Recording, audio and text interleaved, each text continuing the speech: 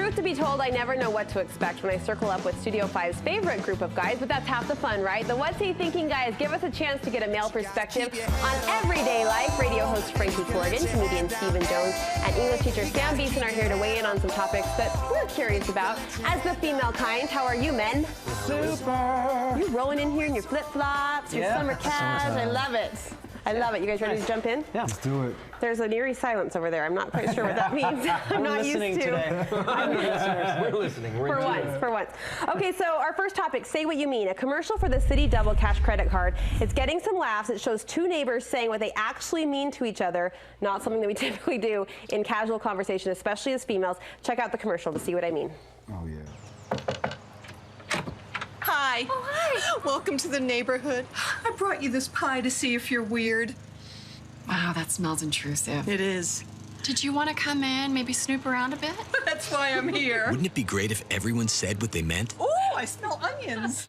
Okay, you know what's the funniest is when I first saw that, I didn't even laugh. I just nodded. Like, yeah, that's what we're thinking. Would we benefit as a society at large from being more open, not rude, but more open with each other? As long as we can soften it up. But yeah, I think being more honest is going to keep you from being in situations that you don't want to be in. Right.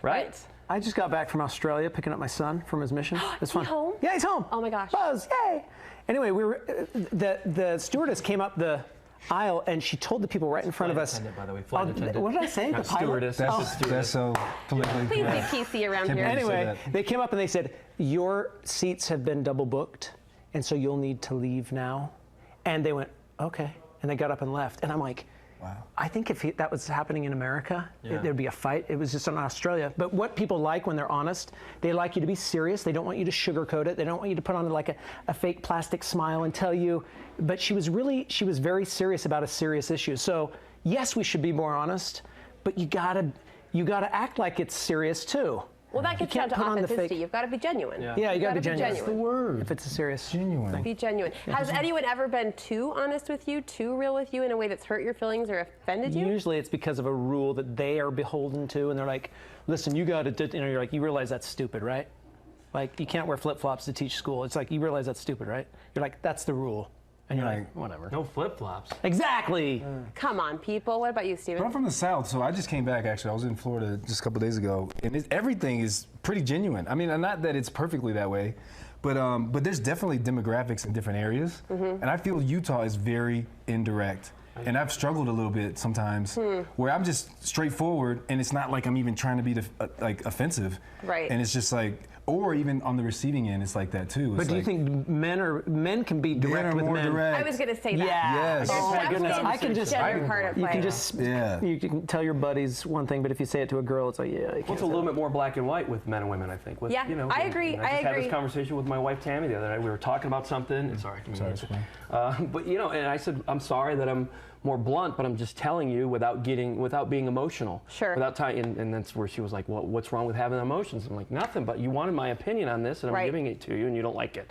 Now all of a sudden I'm being chastised. The other thing that's interesting is, let's say you're coaching someone on what to say. Like my sister and I have these conversations all the time. We'll just say this. We'll just say this. It's so much easier to tell someone what to say than to take your own advice. And I see that play out husband to wife a lot too, right? The husband saying, well, just say this. Just handle it like this. And the wife's in tears of the tissue, right? It's not the same emotion.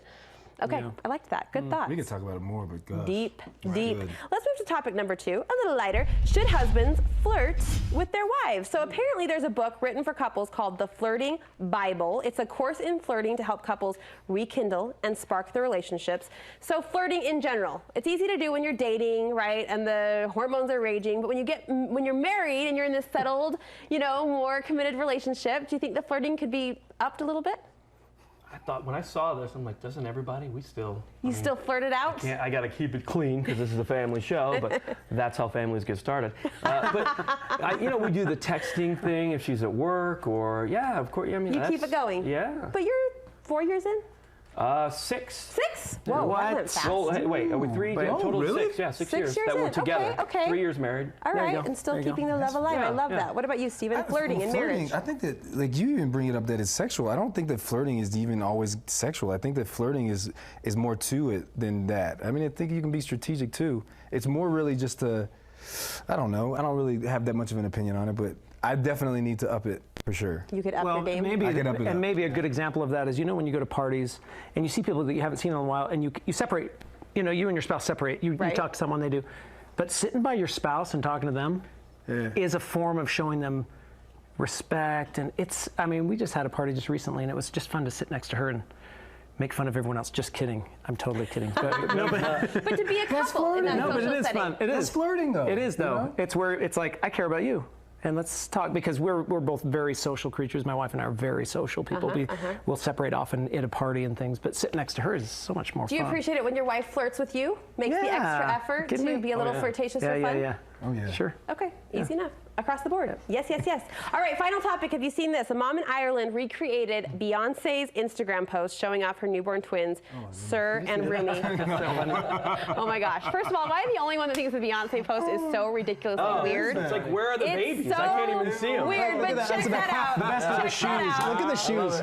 She says she's not dissing. She didn't mean to be snarky, but this is Sharon here, and she says it was all in good fun, just one mom's way of keeping it real. How do you guys like to keep it real when you're not posed like Beyonce with your babies? How do you keep it real? I will tell you that I just took my car in to Audubon in Provo. They fixed my sunroof and they recharged my battery, and they're like, "Oh no, we're not going to charge you for that." And I'm like, "Seriously? I'll pay." And they're like, "No."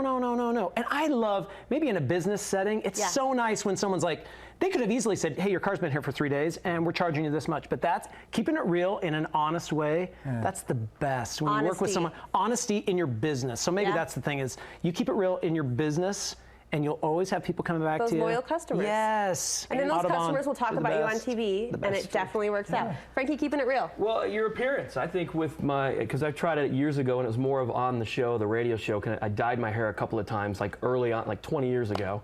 And from that point on, I'm like, I'm not doing it. I tried it just to have fun on the air, but you see somebody that might be my age that has the gray, and then you could tell that it's like, that's not, you don't have jet black hair. Right. So I keep the gray real. Yeah. Keeping I it think real. you look so handsome. By the way, with white hair. it shows confidence, man. Yes, like Steven, really quickly, keeping it real. Keeping it real, it's a topic that authenticity and love is how I would sum it up. Hey. You know what I'm saying? Because if you really love and they know you love them, you can keep it real.